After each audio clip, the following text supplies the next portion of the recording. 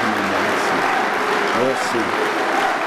Mes chers amis, mesdames et messieurs les parlementaires du Gard, de l'Aveyron, de l'Hérault, de la Lozère, monsieur le député maire d'Alès, cher Max, mesdames et messieurs les élus, et si vous me le permettez, chers amis cévenols, en acceptant au mois de juin dernier de classer les Causses et les Cévennes au patrimoine mondial, l'UNESCO n'a pas seulement rendu hommage à l'âpre beauté de la terre cévenole, elle a voulu aussi honorer le rapport si particulier qu'entretiennent ici l'esprit et la matière. Derrière l'étonnante diversité de vos paysages, au creux de vos vallées, au sommet de ces Causses, à la beauté presque lunaire, à l'ombre des châtaigniers, qui jouent un tel rôle ici aux côtés des chênes verts ou des pins maritimes, il y a dans ces Cévennes une unité que j'oserais qualifier de spirituelle, tant elle semble englober la terre et le ciel.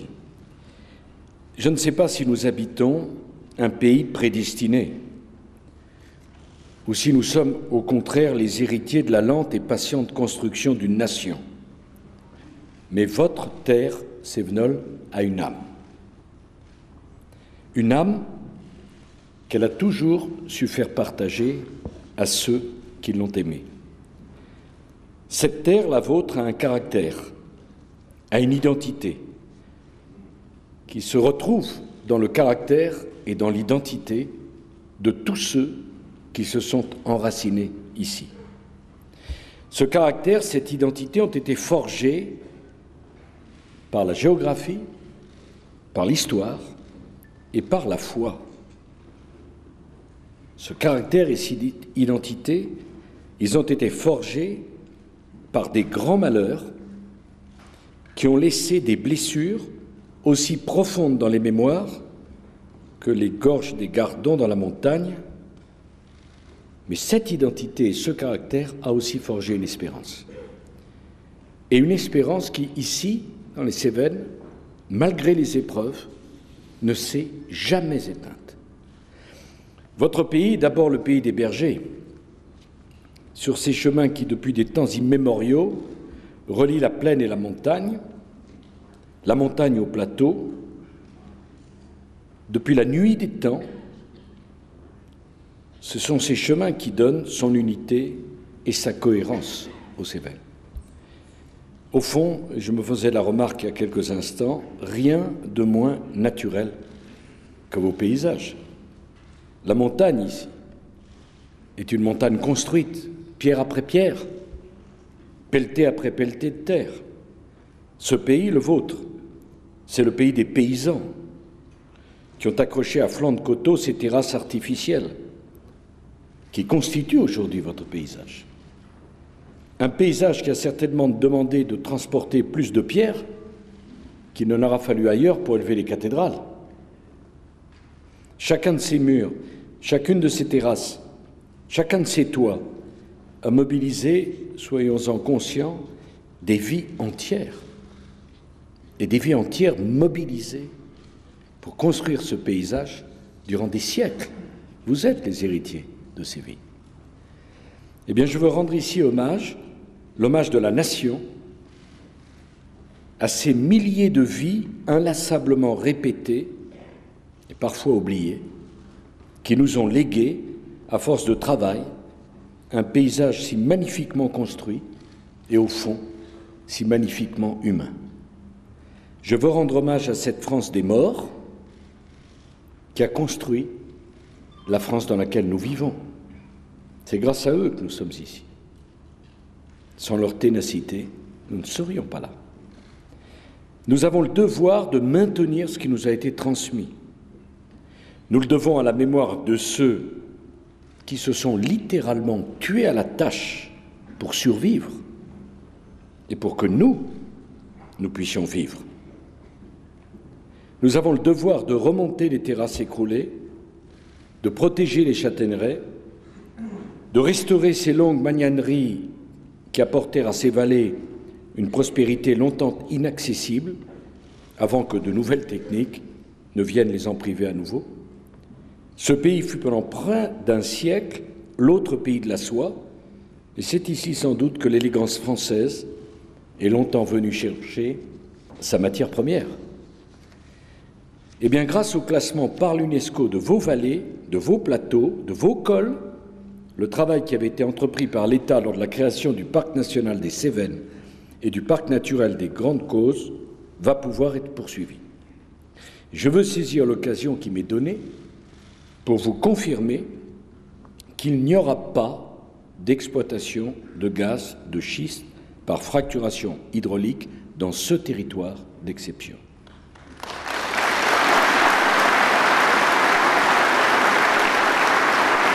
Les 3 permis de recherche de gaz de schiste qui concernaient votre région seront donc abrogés.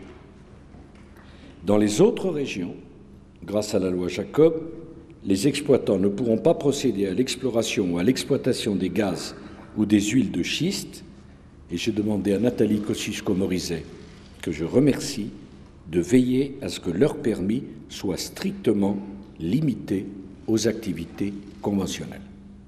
C'est clair et c'est définitif. En prenant cette décision, nous ne tournons pas le dos au progrès. L'exploitation des ressources en hydrocarbures continue dans notre sous-sol. Et c'est un enjeu majeur pour notre pays. Mais je veux le dire en tant que chef de l'État, ça ne doit pas se faire à n'importe quel prix. En tout cas, cela ne se fera pas tant qu'il n'aura pas été démontré que les techniques disponibles pour l'exploitation de ces ressources sont respectueuses de l'environnement, de la complexité des sols et des réseaux hydrologiques. Et ça ne se fera pas au prix d'une fragmentation des terres qui massacrerait, j'emploie le mot à dessein, qui massacrerait ce paysage presque spirituel que l'UNESCO a justement choisi de classer au patrimoine mondial de l'humanité. Je veux que ma visite serve au moins à préciser les choses sur un sujet qui avait inquiété beaucoup parmi vous. Alors je tiens à remercier tous ceux qui se sont investis personnellement dans cette candidature à un classement des Causses et des Cévennes au patrimoine mondial. Je pense bien évidemment à Nathalie Kosciusko-Morizet, qui a mobilisé toutes les forces de son ministère, et elle me permettra d'y associer Ramayad, qui, lorsqu'elle occupait les fonctions d'ambassadeur de France à l'UNESCO, a défendu efficacement ce dossier. Je veux saluer bien évidemment Jean Puech, qui, avec une ténacité toute aveyronnaise, a porté ce projet depuis ses prémices jusqu'à son succès. Il va sans dire que Max Roustan, qui nous accueille aujourd'hui, n'a pas ménagé sa peine. Cette terre est née d'une formidable ténacité, et ce combat, vous l'avez tous gagné. Je pourrais y associer tous les parlementaires qui sont ici et tous les élus. Votre terre est donc née de la formidable ténacité des hommes qui l'ont travaillée au prix d'un combat séculaire. Mais au fond, en venant ici, je me demandais si ce n'est pas dans un autre combat que ce pays a trempé son caractère. Parce que le combat qui s'est livré ici, il y a plus de 3 siècles, a non seulement construit l'identité cévenole, mais il a assigné à la France une mission historique, la défense de la liberté de conscience. C'est ici qu'on a mené ce combat, et c'est ici qu'on l'a gagné. Ici même, il y a 3 siècles, des paysans, des artisans, des simples bergers, au fond tout un petit peuple dont l'horizon ne dépassait que très rarement ces montagnes et qui avait été nourri aux Écritures saintes, eh bien ce petit peuple a donné à l'Europe médusée une incroyable leçon de liberté. Et vous êtes les héritiers de ce petit peuple si courageux. C'est ici, au creux de vos vallées, que pour la première fois, l'ancien monde a vacillé sur ses bases, pourtant multiséculaires. Tout avait commencé comme l'une de ces guerres de religion qui avaient tant de fois menacé l'unité de la France. Les contemporains crurent à une résurgence du passé, et c'était au contraire l'avenir qui était en train de sourdre.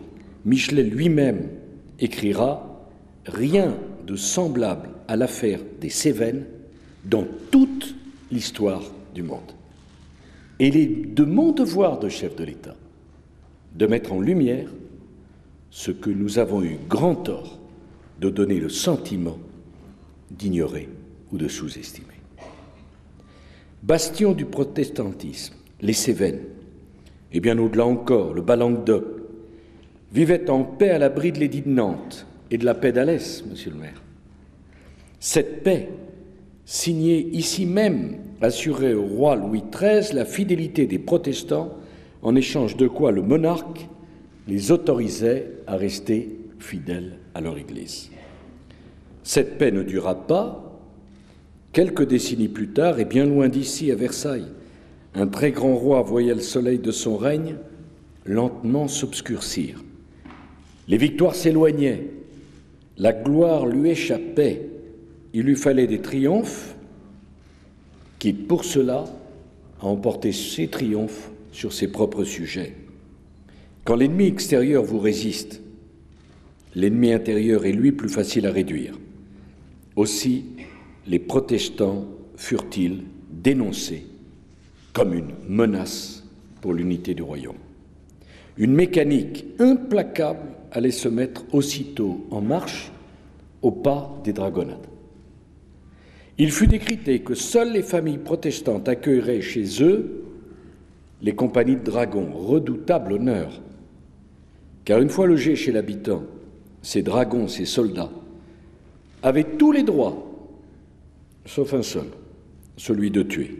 En revanche, ils pouvaient voler, piller, violer, humilier, incendier, sans même avoir à craindre la moindre remontance d'officiers disparus comme par enchantement. Abreuvés de coups, affolés d'angoisse, les familles se convertirent par centaines, puis par milliers. C'est l'histoire de votre territoire. Parfois, il suffisait à un village protestant d'apercevoir au loin les nuages de poussière soulevés par les régiments pour que tous les habitants se précipitent dans les églises et demandent la conversion comme on demande une grâce. Chaque jour, on déposait aux pieds du roi d'interminables listes de convertis qui lui étaient aussi agréables que les bulletins de victoire qu'il n'avait plus. En quelques mois, la France était devenue, sur le papier timbré de l'administration royale toute catholique, l'édit de Nantes, qui avait assuré la paix du royaume pendant près d'un siècle, fut aboli. Alors bien sûr, personne ne croyait à la sincérité de ces conversions. Des consciences catholiques s'élevèrent contre ces méthodes. Saint-Simon, Vauban, Christine de Suède.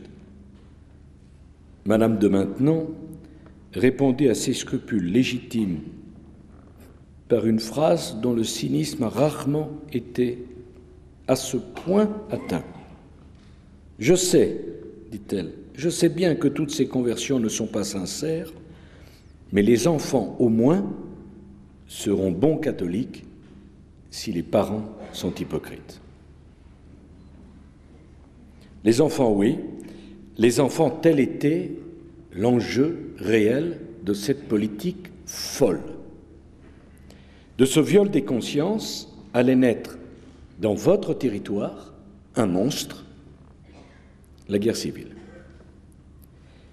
Car ces enfants, une fois parvenus à l'âge adulte, loin de faire de bons catholiques comme le croyait Madame de Maintenon, massacrèrent l'abbé du Chéla qui, depuis des années, confondait violence et catéchisme. Près de 20 ans après la révocation, la guerre des Camisards venait de commencer et allait embraser vos Cévennes. Pendant 10 ans, quelques milliers d'hommes, avec le soutien de toute une population, affrontèrent le plus puissant roi du monde Ils étaient peut-être 7000.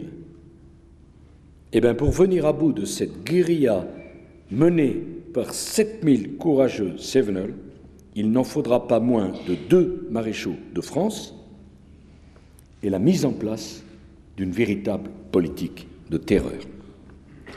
Pour empêcher la population de venir en aide aux insurgés, on décida la déportation des populations, puisqu'on appela le grand brûlement des Cévennes.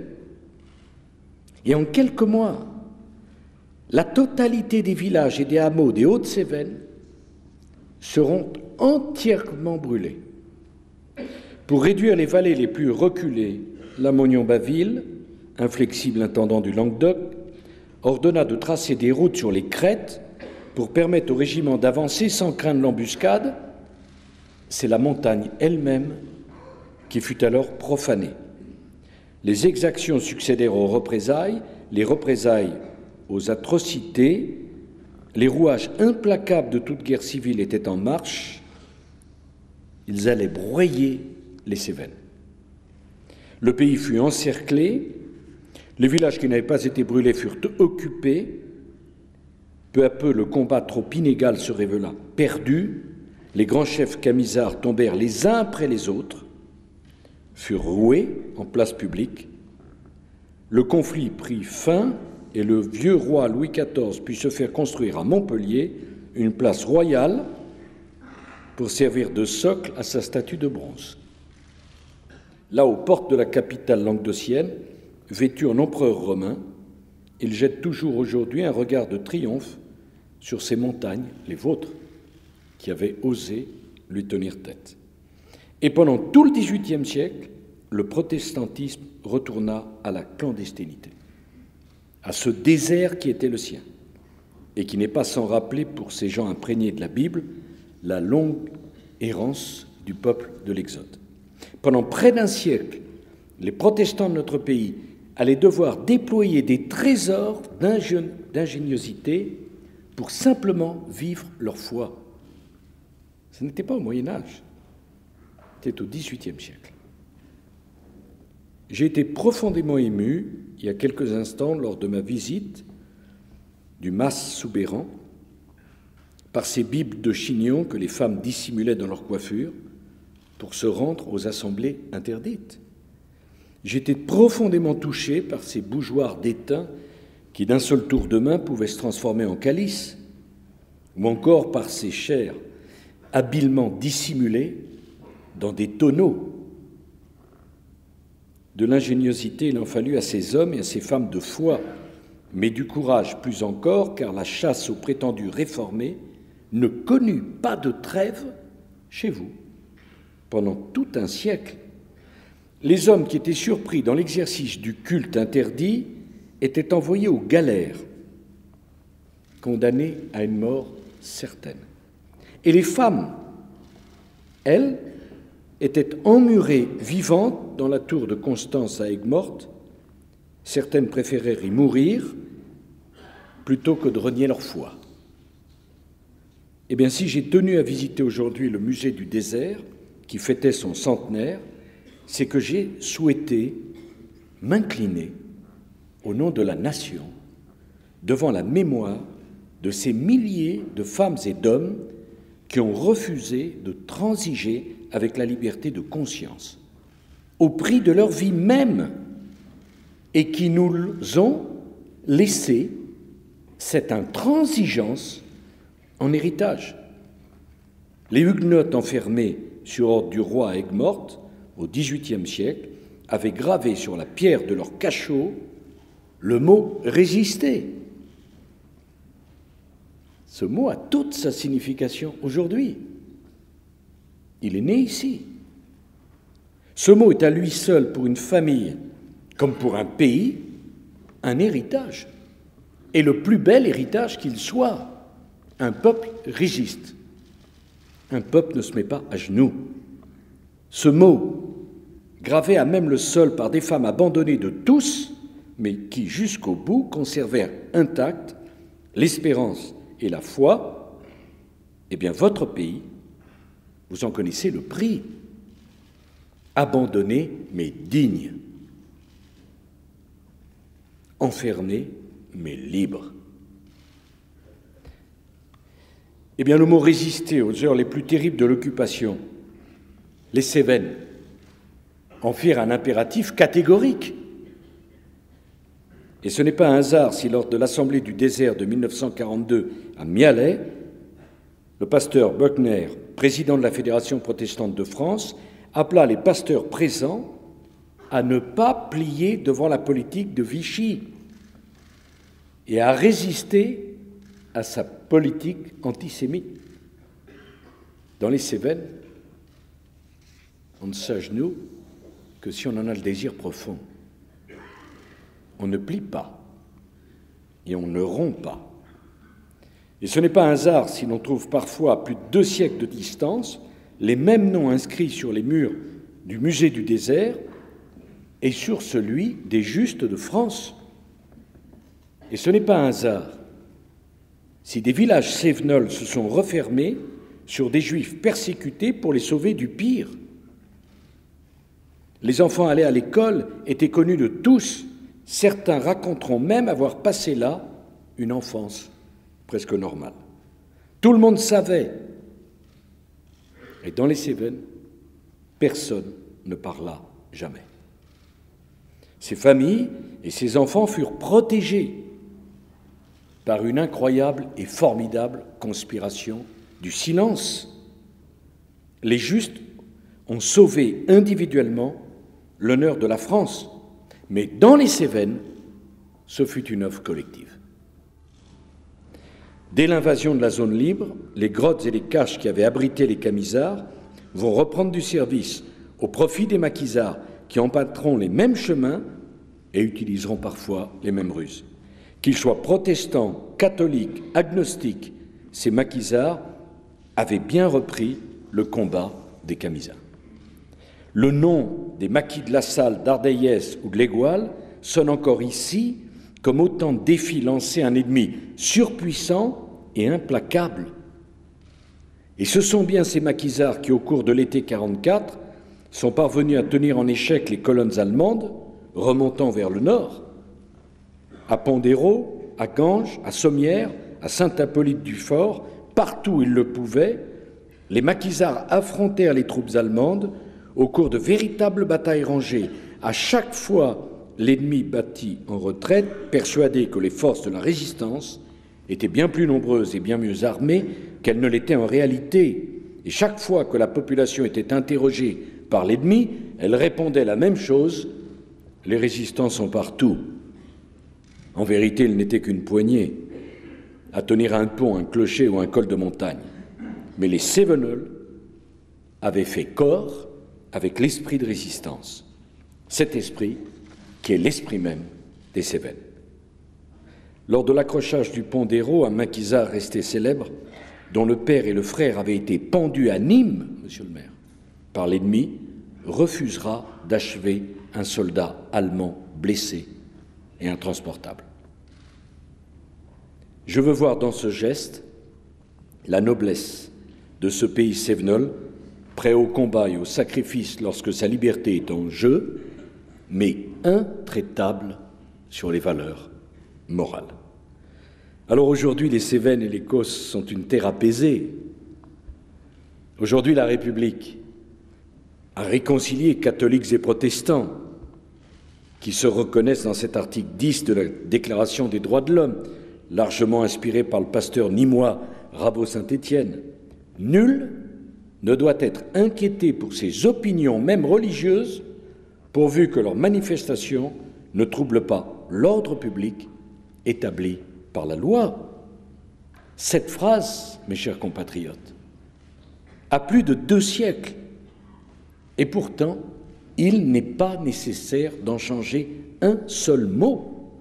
Cette phrase, qui a plus de 2 siècles, trace depuis bientôt 5 ans ma seule ligne de conduite en matière de liberté religieuse. Aujourd'hui, à Saint-Jean-du-Gard ou à Alès, chacun peut aller prier au temple ou à l'église. Chacun peut croire en la présence réelle ou ne pas y croire, sans que cela provoque le trouble dans le pays ou jette l'alarme dans les consciences. Mais cette liberté, j'ai voulu dire aux Français à quel point elle avait été chèrement conquise. Et je ne doute pas que c'est aussi la noblesse de ce combat qui a motivé le classement de ces paysages au patrimoine mondial de l'UNESCO. Alors n'oublions pas que c'est ici, à Alès, dans ces vallées et ces montagnes qui nous entourent, que la France a forgé pour la livrer au monde l'idée même, l'idée universelle de la liberté de conscience. Et j'aimerais tellement faire comprendre que l'histoire n'est pas une nostalgie, que nous ne venons pas de nulle part, que nous sommes les héritiers du travail, de l'engagement et de la sueur de nos aïeux, que nous devons être à leur hauteur, à la hauteur de leurs souvenirs et de leur exemple, que nous devons les vénérer, que nous devons les célébrer, que nous devons les comprendre, que les oublier, c'est une forme de blasphème, que les oublier, c'est une forme de reniement, que les oublier, c'est une forme de méconnaissance de ce qui fait l'identité de la France, une addition de toutes ces petites patries. J'ai voulu venir ici, saisissant l'occasion du classement au patrimoine mondial de l'UNESCO, pour le dire, parler de l'histoire de France. Je le dis devant le ministre de la Culture, Frédéric Mitterrand, c'est parler de l'avenir de la France. Ce n'est pas parler de son passé. On ne construit pas l'avenir d'une nation en niant son passé, en le méconnaissant. La France a une histoire. Et dans cette terre cévenole, il y a eu des gens qui se sont sacrifiés. Et je vois parfois que cette liberté de conscience, on en parle avec beaucoup de légèreté. J'aimerais que ceux qui en parlent avec tant de légèreté viennent ici pour comprendre ce qu'il a fallu de souffrance pour qu'elle devienne un droit pour vous. Des gens sont morts, des gens ont souffert, des gens ont espéré connaître ce que vous connaissez. Notre connaissance et notre gratitude doit aller à leur souvenir. Mais notre mobilisation doit aller à la protection de ce principe de liberté de conscience. Nul ne doit être inquiété au titre de ses croyances religieuses, pour peu qu'il ne trouble pas l'ordre public. Mesdames et messieurs, mes chers compatriotes, j'espère que vous avez compris que pour moi, venir ici, avec vous, partager ce moment sacré du souvenir dans cette terre cévenole, c'était bien sûr un plaisir, mais c'était surtout un devoir. Faisons de l'exemple de vos aïeux un exemple pour les jeunes générations. Et faisons ensemble que cette liberté de conscience auquel nous attachons tant de prix, nous ne finissions pas par nous y habituer, nous la laissions contester pour que ceux qui nous succéderont puissent bénéficier de la même liberté de conscience. Mes chers compatriotes, mes chers concitoyens, je vous remercie de votre attention et de votre attention.